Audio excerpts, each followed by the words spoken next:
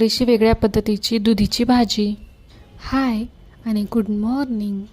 सकाळच्या डब्यासाठी इथं मी रात्रीच दुधी भोपळा चिरून ठेवला होता आणि चण्याची डाळ देखील भिजत टाकली होती. थोडीशी वेगळ्या पद्धतीने आज मी भाजी करणार आहे. ही माझ्या आईची रेसिपी आहे. त्यासाठी एक मोठा टोमॅटो उभा मधून चिरून घेतला आणि असा खिसणीच्या साहाय्याने त्याचा आतला गाभा खिसून घेतला आणि टोमॅटोचा चांगला गर काढला.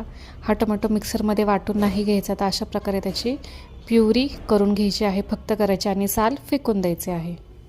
तेलामध्ये मोहरी आणि कढीपत्त्याची फोडणी केली. त्यामध्ये घातली ही टोमॅटोची खिसलेली प्युरी आणि मीठ टाकून चांगली व्यवस्थित शिजून घेतली. शिजली की ह्या प्युरीतलं पाणी आटतं. त्यामध्ये घातला कांदा लसूण मसाला आणि तुमचा घरगुती मसाला, तो देखील चांगला परतून घेतला. तो परतला की त्यामध्ये घातली रात्रभर भिजवलेली चण्याची डाळ, ती देखील चांगली परतून घेतली.